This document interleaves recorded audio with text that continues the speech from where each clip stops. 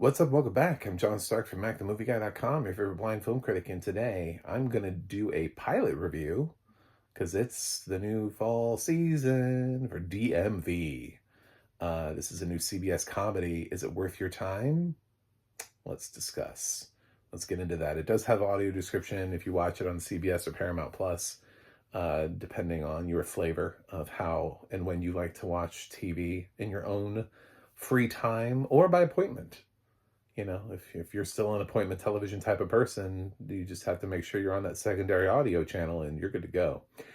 And that you have so I know we have so many like weird streaming services things now that like mirror cable television. They don't all pass through audio description. It would be nice if they did, and we're working on that. But for now, if you have something like Sling, I don't know, if you don't have audio description, I I complain to Sling and let them know you need it. DMV is feels like a comedy that is striking finally like one of those like, why haven't we done this yet? Why haven't we done this? Where has this been? It feels like a place that you could mine comedy from, but how long can you mine it for? Like, inherently, I think there are jokes to be had from the people who work at the DMV, but at the same time, is this a 6, 7, 8 season comedy? Is this going to be a longevity thing, or is this going to be something that falls flat? Right now, they're playing it mostly like any sort of workplace sitcom, sort of like a superstore where people work there and you just show up and they react to customers and then they go about their day. And then their external forces are sort of, with Superstore, it was like the corporation and what is it that they're doing.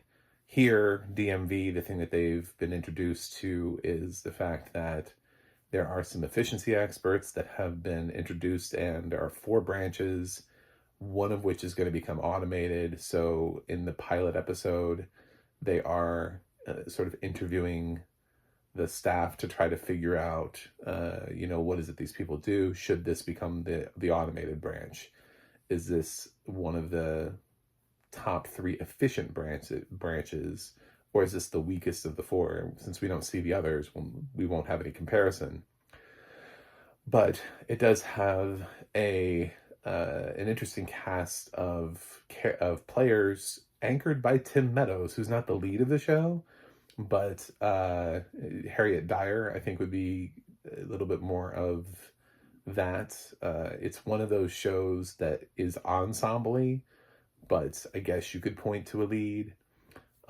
Sort of like, I guess, some of these other shows that follow that documentary style, like The Office. I guess Steve Carell's the lead, but if you jump into like season 4, season 5 of the show, it becomes really hard to tell if Steve Carell is the lead or if John Krasinski is the lead.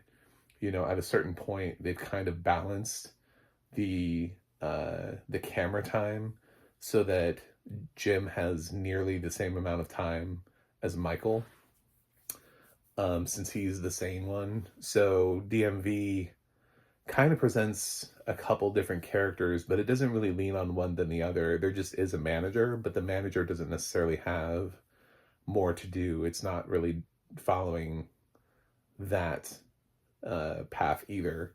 So yeah, they all have their own personality quirks. Tim Meadows plays a former English teacher who now works at the DMV. And there's a New Zealander there who has plenty of interesting interactions with not just the people he works with, but also customers. This obviously has a lot of hot takes about people who come to DMVs. If you've ever been to a DMV, you probably haven't had a great experience. I have been, and I've had both.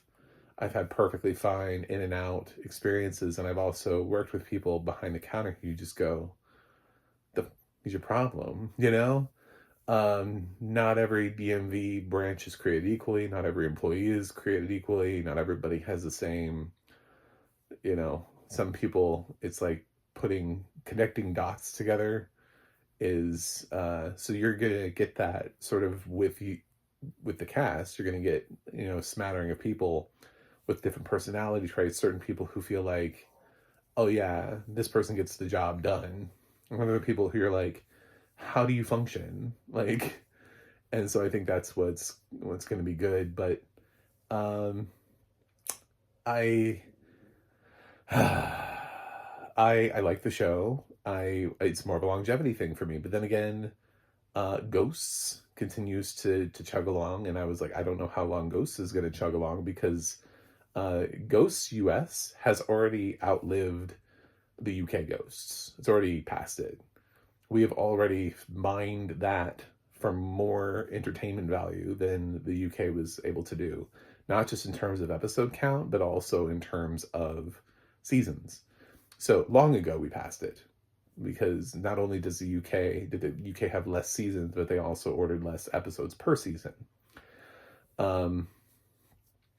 DMV is one of those shows where, yeah, I could see it running. I could see it lasting. Did it immediately smack me in the face as being like, oh my God, this is the best new comedy of the year? There aren't going to be that many comedies, so I don't know yet. It might be. We don't do that many sitcoms on television anymore, so they're not much to compare. I know that there's a new one coming up on NBC in a couple of weeks that's pairing with Happy's Place, but with Taran Killam and Christian Chenoweth. We'll see. But there just isn't a whole lot of competition in that field. CBS returned 3 of their 4 sitcoms. This is replacing Papa's House, which I'm sad to see that go, because inherently that show should have worked on. That is a good on paper show where you put Damon Wayans and Damon Wayans Jr. in a show together, and like, why isn't this working?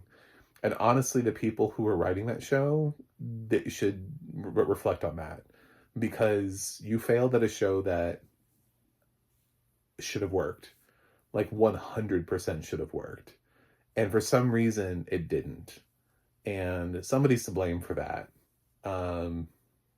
Somebody made a creative decision along the way to put the show in a certain direction, to have people in the writer's room, stuff that wasn't working. And the talent that was obvious on screen was failed. Here, I think they're well supported.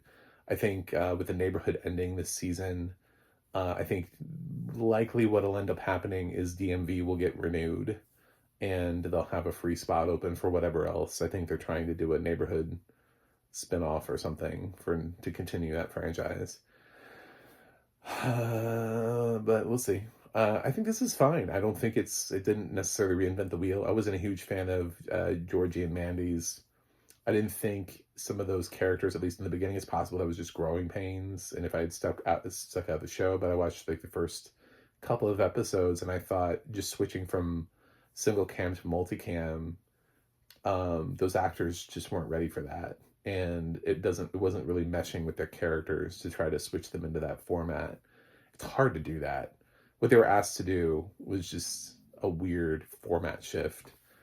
Be like trying to, like, if they revived Modern Family, but they revived it as a multicam, like, I don't think it would work the same way. So some shows work in their format, and then other shows don't. Sometimes you can't take the same characters and then flip them into a different format. But this is not my official DMV review. I like to do a few more. This is my official for this, because I need to be able to move on with my life with the amount of TV coming along. So this is a pilot review, which is not what's going to go up on Rotten Tomatoes, because I need to give it more of a shot than one episode. I feel like from everybody that I've talked to who was also in the tomato meter when I talk about TV shows, I'm like, how many episodes do you go? Because I don't think everybody goes full season runs, because we're not getting them. Like, I'm not getting screener offers for full seasons of these shows. So I can make up my mind knowing how the series goes from beginning to season finale. But yet it's going to have a Rotten Tomatoes score. So nothing was provided for me from this. Paramount and CBS didn't care. They're like, I don't care what this guy thinks. So I'm just doing this in my own accord, but I will give it a few more episodes before I officially grade it. So I'm just going to give you a range of where the show's going to be. It's probably going to be like between a 7 and a 7.5 for me. It's fresh, and it's good. It's solid. I would be sad to see it go. I think it's stronger than Papa's House, which was a show I went into with a lot more optimism. Although, as I've learned recently with Peacemaker, you can put Tim Meadows in pretty much damn near anything, and suddenly it works. So Tim Meadows is really the standout here, and he is the multi-tool that you transplant into a show. And if you have a cast and an ensemble and you're like, I don't know if this is working, plunk Tim Meadows in there and see if it works, because I thought he was the best thing about Peacemaker season 2. So um, he has a delivery and seems to understand whatever show he's in, and knows exactly how to make it funny and where his character should go. His comedic timing is like unmatched, and it's by everybody else in the cast. I mean, nobody else can touch Tim Meadows. He's the standout of this cast. He's not the lead, but he's sort of being billed as it because he's the biggest name. But there's nobody would watch this show and go, well, that's obviously the lead character. It's just he pulls so much focus that you can't help but pay attention to everything that he does. So kudos to him. But yes, between the 7 7.5. So it could go up a little bit or down a little bit, but I don't see it radically changing. So somewhere in there is where I'm expecting my Rotten Tomato meter grade to go when I eventually grade the show. So that's it. Thanks for watching. Thanks for subscribing. Let me know if you like DMV in the comments, and I will see you guys on the other side.